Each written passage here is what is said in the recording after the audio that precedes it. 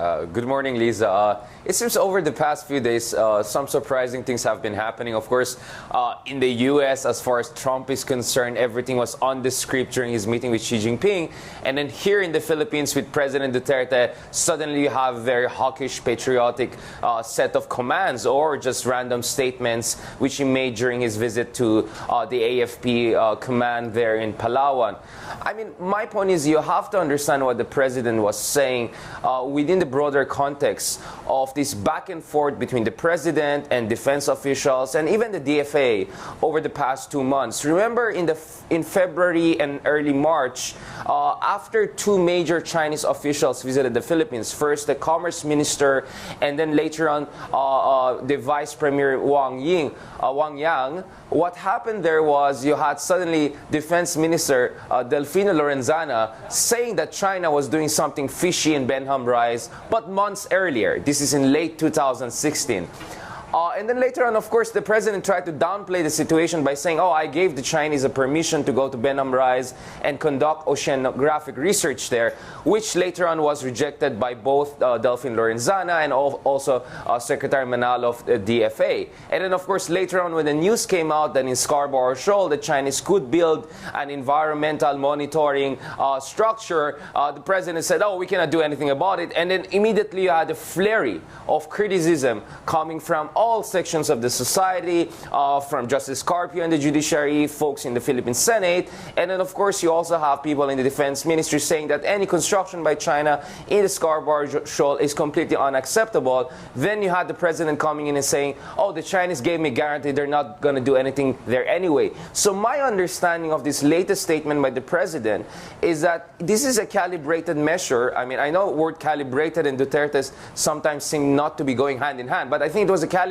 measure to rest anxieties among the defense officials that he's going to relax the Philippines' territorial and maritime claims because of improving economic relations with China. I think that was the broader political context within which we have to understand President Duterte's statements. Well, defense officials as well as the domestic audience, because as you had briefly mentioned there, the Senate is the House is considering an impeachment complaint. The Magdalo party list had filed that supplemental claim saying that this Benham Rise issue is actually jeopardizing national security. So do you think that this kind of hardline stance is in response to kind of domestic concerns that he's putting Chinese interests ahead of the Philippines?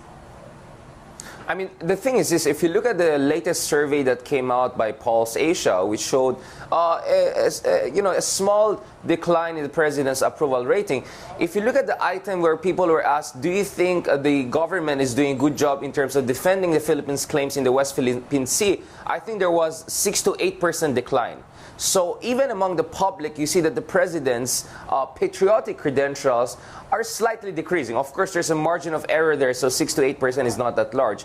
But still, I think the public is noticing it. I think the president notices that the public notices it, but more importantly, the security establishment notices it. I think one of the biggest misunderstandings about the Philippines is that people think Duterte is some Putin who can completely dictate the Philippine foreign defense policy as if he's completely in control of the Philippine state. The fact of the matter is that he's a democratically elected leader who's still accountable to the Constitution.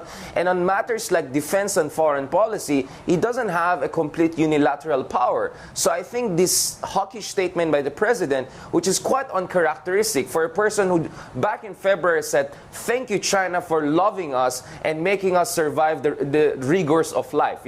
I mean, so this kind of walk back by the president, I think is a very clear reflection that he understands the defense establishment and the broader public is not very happy about what he's saying towards China and about some of his statements that some critics will say are quite defeatist. I mean, why would you say that there's nothing that we can do in Panatag Shoal?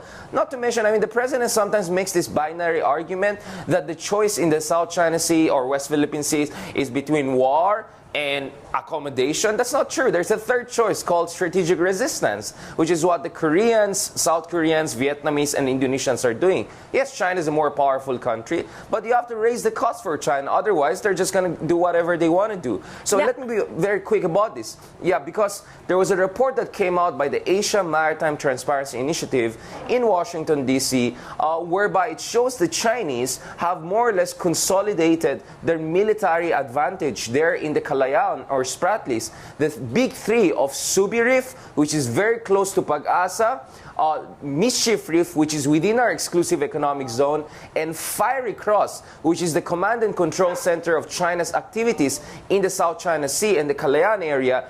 All of these have already completed airstrips that can host 24 fighter jets, and you could have the deployment of surface-to-air missiles and other more advanced weaponries. I think the Philippine defense establishment is very worried that we could be on the verge of seeing a Chinese-imposed exclusion zone there. So it is time for the Philippines to assert its claims in the area and fortify what it already has. Well, Richard, I want to go back to the initial point that you made about, China, because earlier, when he was making these diplomatic efforts with China, a lot of people had said, okay, the soft diplomacy tactic may not be working to his advantage. They said that China's actually testing Duterte's will, whether they can play him or not. Do you think in this case, Duterte is trying to test China? Because he says that he doesn't want to anger them, but the fact that he's announced this and that he's done it on a public stage, is that kind of a test to his relationship with China? Well, I mean, you can always make an argument that maybe a good cop, bad cop situation has been happening here, whereby the president sounds more dovish on China, defense officials sound more hawkish on China. But here you saw the president himself playing good cop, bad cop on his own. First saying good things about China, the next thing he's saying that, well, we're going to stand our ground. I think, yes, the president is trying to draw the line in the sand here, or in the waters, however you want to put it, because he's trying to say to China is that I'm coming here with my goodwill.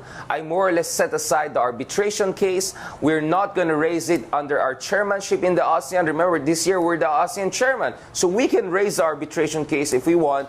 He can raise that in his chairman's statement later November if he wants. And no one can do anything about it if he really wants to raise that. So he's saying that, just because our economic relations is improving doesn't mean I'm just going to go completely soft on territorial maritime issues, and that it's important for the Philippines to at least make sure that areas that are already under its control are fortified, our personnel there have proper facilities to support themselves. And the thing is this, what kind of surprised me is the president immediately, two things. First, the Chinese response, which was very tepid.